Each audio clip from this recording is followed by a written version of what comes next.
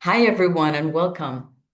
I'm Mira Sofer from Pulsenmore, and I'm really happy to open today's session in our educational series, Next Generation Prenatal Care. This series was created to bring together leading researchers, clinicians, and innovators, connecting science with practical tools that can shape the future of maternal care. Today's webinar is continuing our vision to bridge research and practice and to create a space for learning and collaboration. Like in other areas in prenatal care too, progress often depends on how well we connect different areas of knowledge, and by bridging these worlds together, we gain a deeper and more complete understanding of maternal well-being. You can always explore recordings and resources from our previous events on pulsenmore.com. And of course, today's session is being recorded and will be shared with everyone after the event. Now, I'm truly honored to introduce our speakers. Our first speaker, Professor Vivette Glover from Imperial College London, is one of the most influential figures in the field of prenatal psychobiology. Her research over the past 3 decades has transformed how we understand the connection between a mother's emotional state during pregnancy and her baby's development, both before and after birth. Her studies have shown how stress, anxiety, and depression can influence fetal brain development, later behavior, and even long-term mental health outcomes. Our second speaker will be Dr. Liat Mor from Wolfson Medical Center, who will share new research exploring how home ultrasound can support emotional well-being. During the session, please feel free to use the Q&A box to post your questions.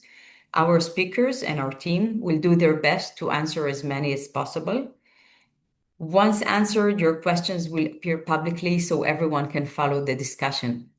If we don't get to your question during the event, we'll make sure to follow up by email after the event. Let's get started.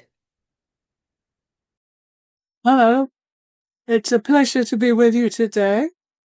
I'm Vivette Glover. I'm a researcher from Imperial College in London, and I'm going to be talking today about how if a mother is anxious or stressed while she's pregnant, this can have an effect on her fetus and long-term on her child.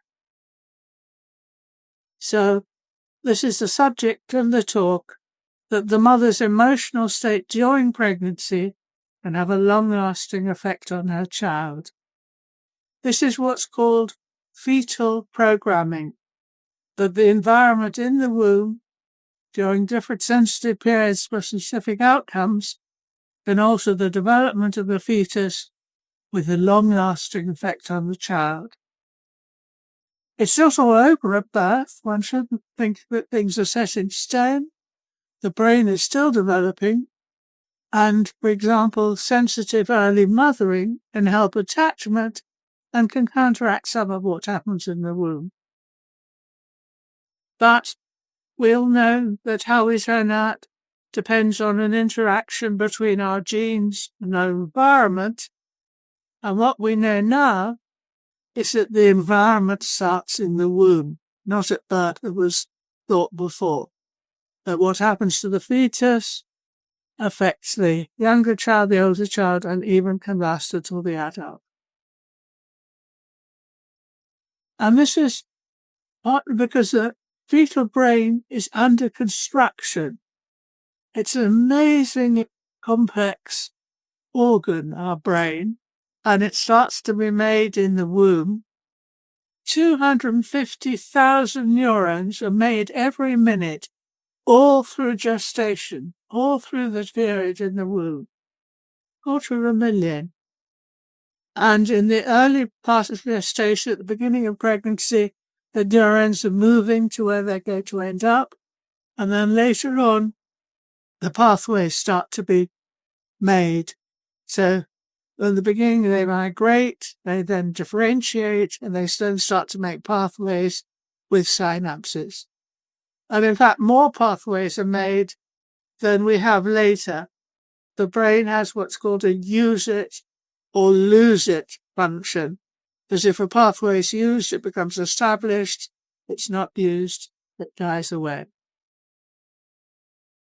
But how these pathways are formed is affected by the signals that come from the mother. And that's how there could be long-term effects, prenatal stress or anxiety, on the development of the fetal brain, and that this could last postnatally. So, if the mother is anxious while she's pregnant, this has been found in many studies now to be associated with increased risk for the child. And I want to emphasize its risk, as I'll say later, most children aren't affected, but there's an increased risk. And many different outcomes could be at risk. The child is more likely to be anxious and depressed later. They're more likely to have behavioral problems like ADHD, attention deficit hyperactivity disorder, or conduct disorder. They're more likely to have impaired cognitive development, have impaired mental development, to do less well at school and learning. Their babies can have more sleep problems and be harder to soothe, and difficult in temperament, and the child is somewhat more likely to be on the autistic spectrum.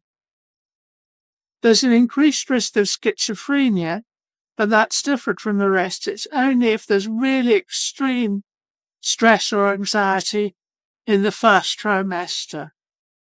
With all these other outcomes, they are at great risk all through gestation.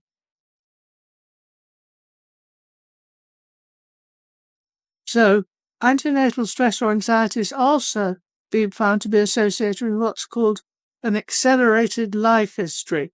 Everything seems to be speeded up.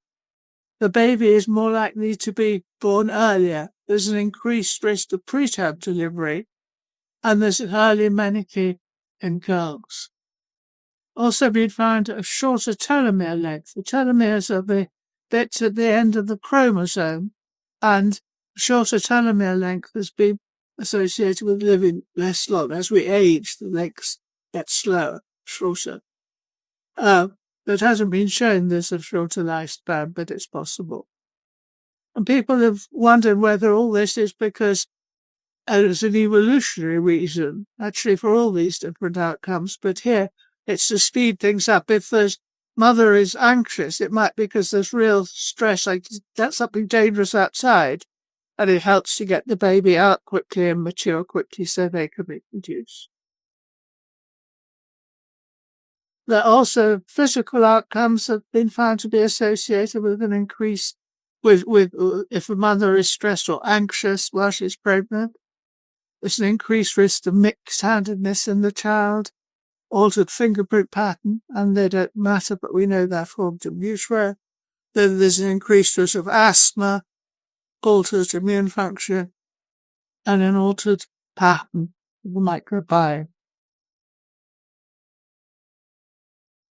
Now, there's no doubt, many studies have found this. There's no doubt about these associations, but people have said, all right, we agree that we found an association between the mother being anxious while she's pregnant and these altered outcomes for the child, but is it really causal? Could it be that if a mother is anxious because she's got a genetic predisposition herself for anxiety, and she's passing them on to her children? I think, of course, there is a genetic component to these outcomes, but there's very good evidence that there's an independent prenatal component. People have also said, well, if she's anxious antenatally, she might be anxious postnatally, and we know that the quality of mother-infant interaction can affect the child development too.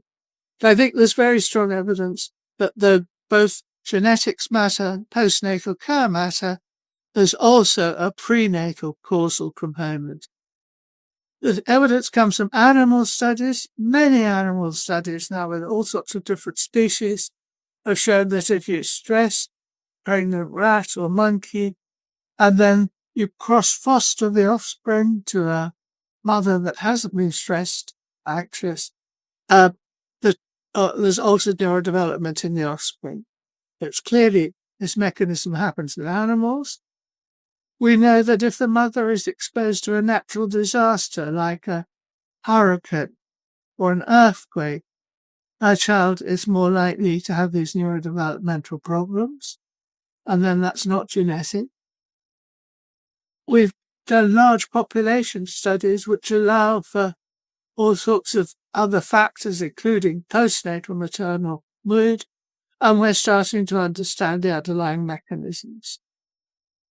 So we have done studies with large population cohort. We've used what's called the Children in the 90s in the UK, and we have detailed information about the mothers and the children. We can allow for all sorts of other factors that might be having an effect.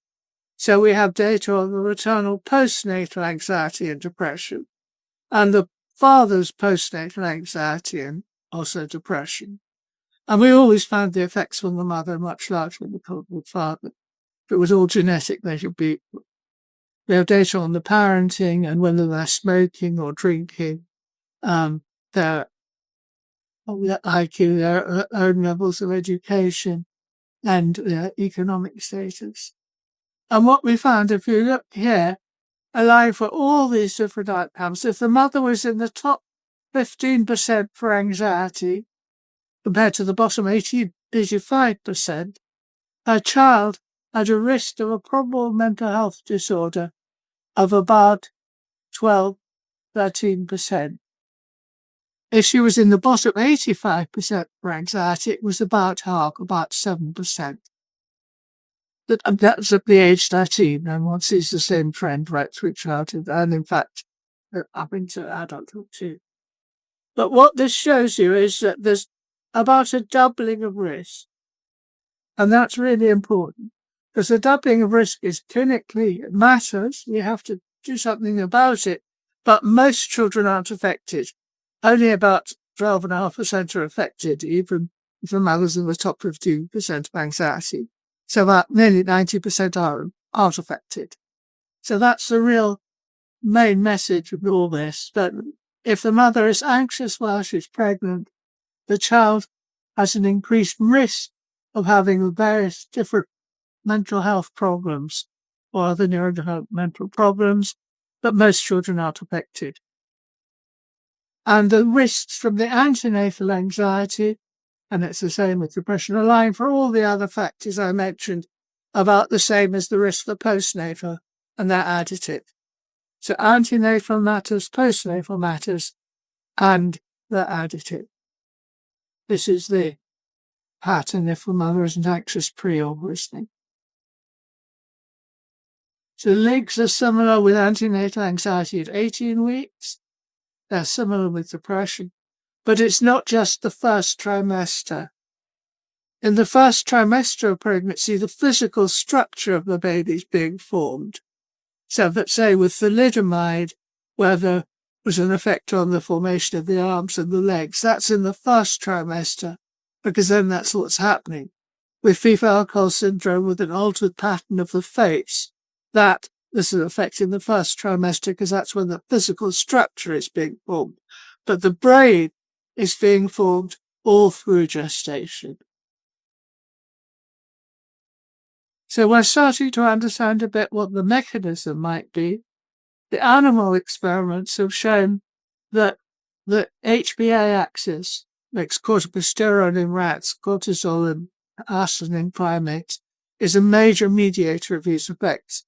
In humans, the whole HPA axis is different in pregnancy because the placenta puts out a lot of CRH, so cortisol rises naturally in pregnancy.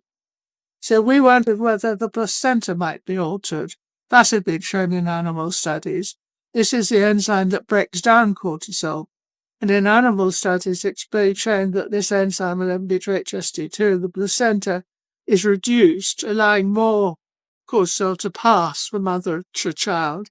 So we looked at this in humans, and we found that indeed that was true. If the mother was more anxious, there was a downregulation of this enzyme, allowing more cortisol to pass from mother to the baby in the womb. And then we did another study to see if it mattered if a baby in the womb was exposed to more cortisol. We studied mothers who were having amniocentesis. Most of them were not affected. We got a sample of the amniotic fluid cortisol to see the level of cortisol in it.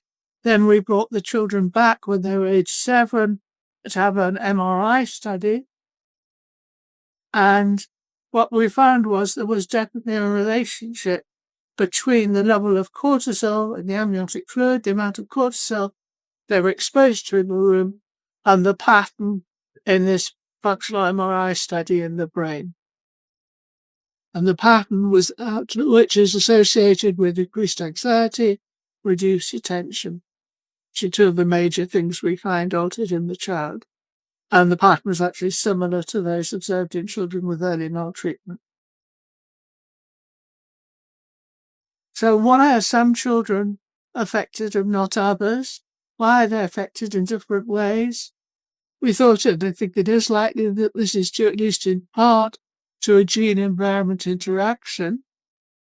And we studied this again with the children with rhinitis cohort, where we studied, so I don't see the top down, but working memory is an aspect of the cognitive development, the memory of the child aged 8. And we're looking at the enzyme COMT, which breaks down adrenaline, noradrenaline, and dopamine. We all have different forms of this enzyme. We all have the GG, the AA, or the AG pattern. And what we found was that if the child had the GG pattern and the mother was anxious while she was pregnant, that the child did less well in this memory test at age 8. It's a clear example of gene-environment interaction. If the child had either of these two forms of the gene, they weren't affected by maternal anxiety in pregnancy. And that same gene also makes them a bit more likely, sorry, at the top of the slide tray, to have ADHD at the age of 15. And we looked at other examples of this. So one of the explanations for why some children are affected and not others, why they're affected in different ways, depends on the genetic makeup of the child. There's also now a lot of interest in epigenetic aspects of fetal programming. We know that some of the effects of prenatal anxiety, if a mother's anxious in pregnancy, it can affect the epigenetic pattern in the fetus and the child, and it's been shown to affect, for example, the epigenetic pattern of the receptor to cortisol. And this study shows, looking at the whole DNA pattern in the grandchild generation, that if the grandmother was stressed by domestic abuse while she's pregnant, there was an altered DNA methylation pattern, epigenetic pattern in the grandchild. And in animal studies, we know that epigenetic effects from prenatal stress can last the grandchild generation and then they die up. So what needs to be done? Well, this is where obviously it's very relevant to here, but we need to help mothers antenatally. We need to also say, I just want to make clear, it's not all over it enough. We can help postnatally too. This was a study showing that social support during and after pregnancy helped with a cognitive outcome. But the pregnancy effect was bigger than the postnatal effect. They both occurred. Sensitive early mothering, as I mentioned earlier, can help attachment, can counteract some of what happens in the womb. Breastfeeding can help a bit. If a mother breastfeeds at 1 month, we found that it affects some outcomes but not others. It affects IQ, baby about 3 points better in IQ, and ADHD, but didn't have any effect on emotional problems and conduct disorder. This is after allowing for all the other factors we always look at. I was quite surprised by that because I thought that the holding of the baby while breastfeeding might affect the emotional outcome. But it appears it's not that. It's actually the content of the breast milk that helps. And other studies have shown that if you bottle feed babies breast milk, it affects their IQ. So it's actually the biological content of the breast milk that can help. So even though prenatal anxiety, stress, and also depression can have all these effects, we can also do something about it postnatally. But, and another thing that's been found that can help is stroking the baby. This was a study where they had mothers who they found had been anxious during pregnancy. And then they found that the mothers stroked their babies to different extents. Some stroked quite a lot, some hardly at all. And if the mothers had stroked their babies a great deal after they were born, the children grew up to have fewer emotional behaviour problems later.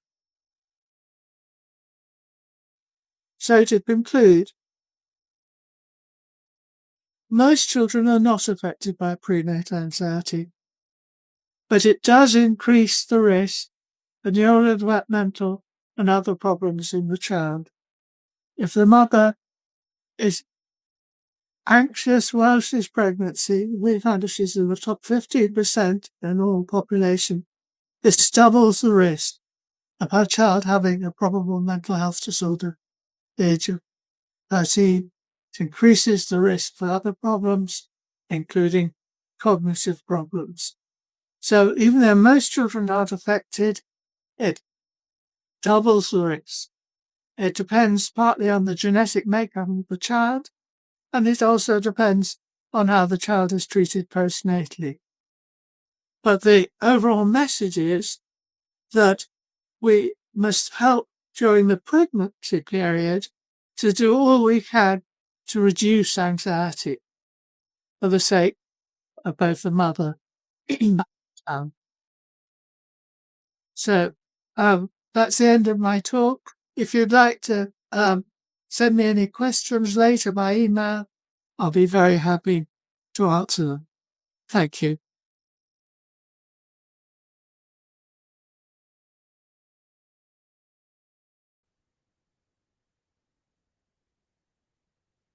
Hi, everybody. My name is Liat Mor, and I'm a resident in the Edith Wolfson Medical Center in Israel. I'm proud to present our work examining the use of home ultrasound in patients with previous late pregnancy loss. I'd like to first thank all my colleagues for their hard and continuous work on this unique project, and let's get started.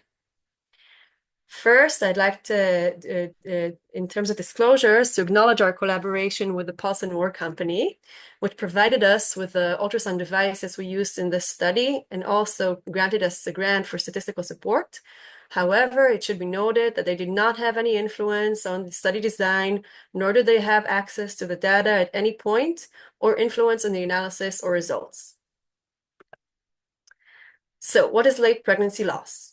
Late pregnancy loss is defined as a pregnancy loss beyond 20 weeks of gestation, which affects approximately 1 in 175 patients worldwide, with an estimated incidence of 2.6 million patients worldwide annually, just to show the huge effects of this phenomenon. As you may approximate, these pregnancies are associated with increased anxiety during their subsequent pregnancies. Several studies, which I've shown here, have examined the effects of previous late pregnancy loss on maternal anxiety and antenatal attachment in the subsequent pregnancy. These are all from the recent years. As anticipated, they all demonstrated a significantly increased anxiety level and a reduced antenatal attachment level, with subsequent worse maternal neonatal outcomes, which I'll elaborate on next. These all pose a burden and a challenge to the patients and to us, the treating medical staff. So why does anxiety matter so much? You've all witnessed this in the last talk, but I want to emphasize that it's not just the emotional distress. Research has shown that maternal anxiety is associated with various physiological effects. Few researchers have shown that it alters the blood flow to the uterus. It is associated with elevated maternal cortisol in the peripheral blood flow, and it is associated with decreased placental perfusion, which are all linked to worse neonatal outcomes. Most of them are linked with fetal growth restriction and hypertensive disorders during the pregnancy, which is specifically relevant for patients who experience a previous pregnancy loss, as their baseline anxiety levels are already elevated to begin with. Going to antenatal attachment, we refer to a process that is a reflection of the emotional bond that forms between the mother and the unborn baby. This also has an effect on the pregnancy, as stronger attachment is linked with better mental health during the pregnancy, maternal mental health, smoother postpartum adaptation, higher rates of breastfeeding and postpartum adaptation, and increased infant emotional development in the first infant years. This just shows us that encouraging and supporting this bonding process is crucial, especially in these pregnancies with a previous late pregnancy loss, where emotional connection may be more complicated. The trick is that anxiety and attachment are inversely linked. There is an important interaction between those. High levels of anxiety weaken the maternal-fetal bonding, and the poor bonding increases the emotional distress, which forms a vicious cycle. Distress leads to low bonding during this subsequent pregnancy and carries to more distress, which we hope to dissolve at this point. Let's go to the evidence. A large Cochrane review from 2018 titled Care Prior to and During Subsequent Pregnancies Following Stillbirth for Improving Outcomes reviewed all the interventions and recommendations to support the medical and psychological treatment in these patients. The conclusion of this review was that the evaluation of psychosocial interventions addressing maternal fetal attachment and perinatal anxiety and depression is also an urgent priority, which emphasized that we lack evidence-based interventions for this population. Therefore, our aim in this study was to evaluate the effect of incorporating twice-weekly telemedicine home ultrasound sessions on maternal anxiety and antenatal attachment in patients with a history of late pregnancy loss. Why did we choose telemedicine ultrasound? So the idea is that frequent fetal attachment may provide assurance for these patients and hopefully reduce the anxiety levels. As we know, there are few patient-dependent methods of assessment. Most patients rely on frequent fetal movement count, which is not enough for most patients. Telemedicine-guided ultrasound is a feasible, convenient technology that emerged during the last years, which grants feasible and easy-to-use assurance of fetal well-being. So on to our study design. We recruited patients with a history of pregnancy loss beyond 20 weeks of pregnancy at the subsequent pregnancy in our high-risk pregnancy clinics. All patients were recruited between 2021 to 2023, and we included, as I said, patients who signed informed consent forms with technology suitable for these devices, and all were recruited beyond 20 weeks of the subsequent pregnancy. Non-Hebrew speaking patients were excluded from the study, as the validity questionnaires we used in the study were all validated in Hebrew. Anxiety was assessed during the State Trait Anxiety Inventory Scale, which is a questionnaire composed in 1983 and used widely since. This questionnaire includes 20 questions that are ranked between 20 and 80 points, with higher scores indicating higher anxiety in pregnancy. The attachment was scored using the maternal antenatal attachment scale, which is a score ranked between 19 points and 95 points. And here, higher points indicates higher attachment.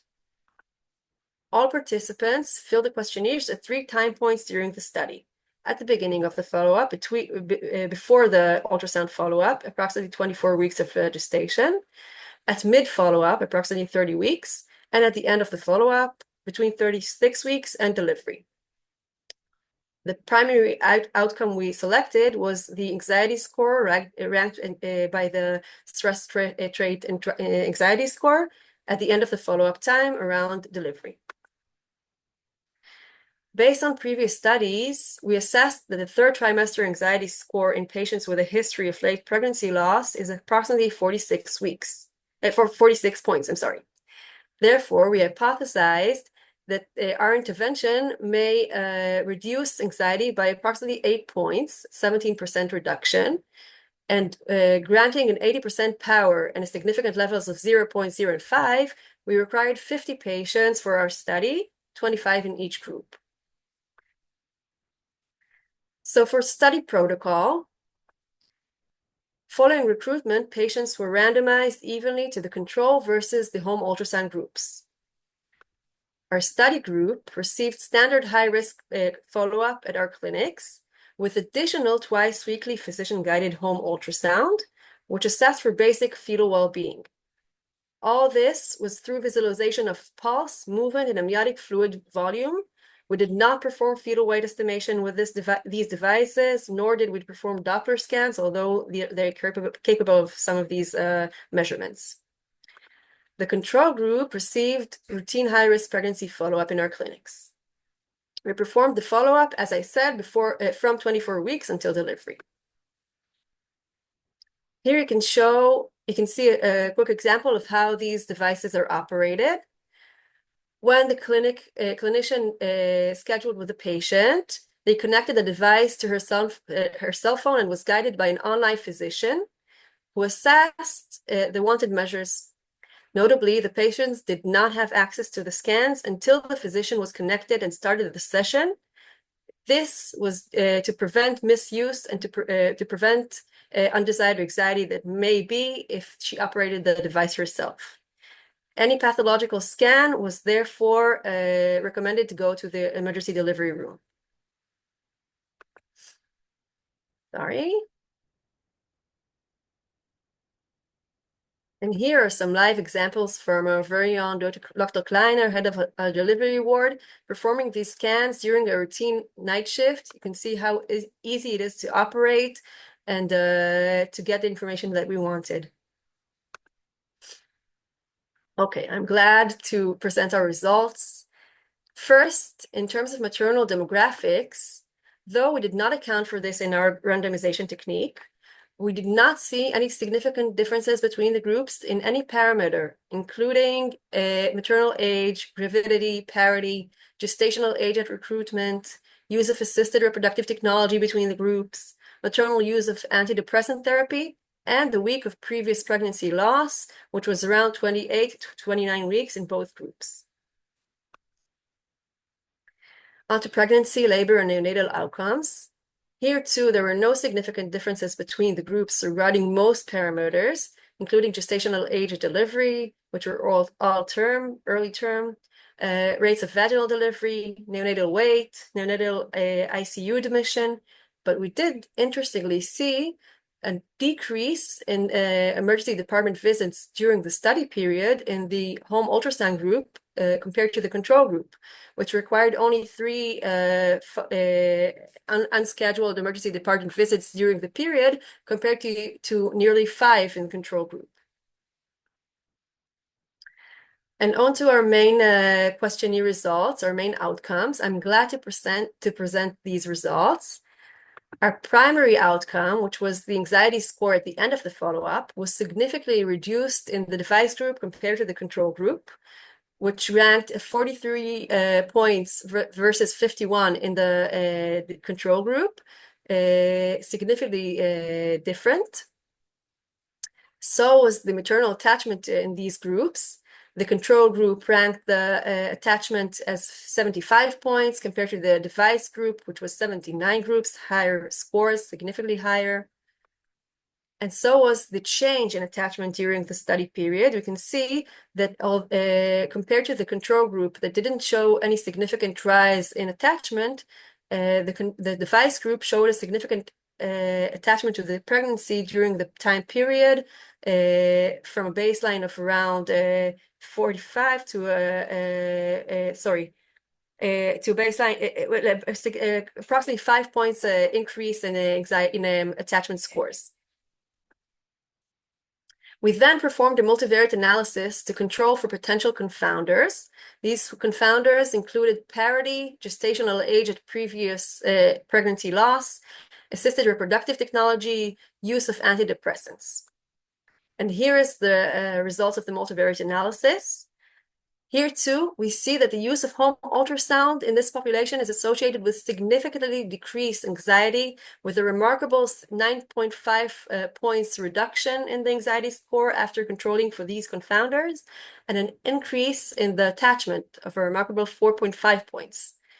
However, the unscheduled emergency department visits did not show this effect to be significant, though maybe the sample size was not enough. As in any study, we must acknowledge our strengths and limitations. Our key strengths is that this is the first study that we know of that incorporates the home ultrasound in this high-risk, super high-risk pregnancy population, with a fairly long follow-up time period of around 16 weeks. And as I said before, although we did not account for this in our randomization technique, maternal demographics did not differ between the group, which enhanced the robustness of our results. In terms of limitations, we must acknowledge that unwilling patients did not consent to this intervention, which poses a potential selection bias. Maybe these patients were afraid of increased anxiety following the use of the ultrasound. We do not know. Another thing is that the study has a fairly small sample size, which limits the generalizability of these results, although, as I showed, it matched our power calculation. And the last limitation is that the stress-relieving effect of the online physician encounters were not accounted for. However, we decided to look at this intervention as a whole, which includes the online physician encounters, and we believe for this specific high-risk pregnancy population, this is the correct and responsible thing to do to prevent the misuse and increase anxiety.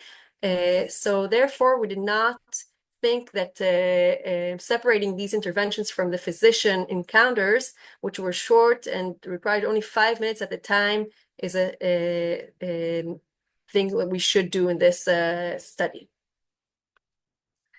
So to conclude, the use of home ultrasound combined with remote physician guidance appears to significantly reduce maternal anxiety in pregnancies following late pregnancy loss, and is associated with increased maternal attachment. It may even have an effect on decreased emergency department visits during the time of follow-up, which needs to be further looked at. This is all compared to high-risk pregnancy follow-up in the clinics. These findings suggest that incorporating this approach in this high-risk pregnancy patients can meaningfully improve the patient experience and maybe even contribute to better neonatal and maternal outcomes during this pregnancy. So thank you all for listening. I'd like to thank first my colleagues for their hard work. I'd like to thank the Pulsenmore company for their collaboration and help in any aspect that we needed. And I'd like to thank our patients, which endured this hard and stressful pregnancy. And hopefully with our intervention and help, they got a better experience during this pregnancy. Thank you all. And if you have any questions, this is the time. Thank you, Professor Glover and Dr. Mor, for your interesting presentations. And thank you all for joining us today. The discussion highlighted how anxiety during pregnancy can influence fetal development and long-term outcomes, and actually to explore possible ways to address it. Recognizing and addressing maternal stress isn't just about emotional support. It's about improving health trajectories for both mother and child. The evidence presented today lays the foundation for the next conversations in the Pulsenmore educational series, where we'll keep exploring how innovation and multidisciplinary collaboration can directly improve patient outcomes and clinical decision-making. We hope this webinar sparked new ideas and future collaborations. If you sent us a question and we didn't get to answer it during the session, don't worry. We'll be in touch by email after the event.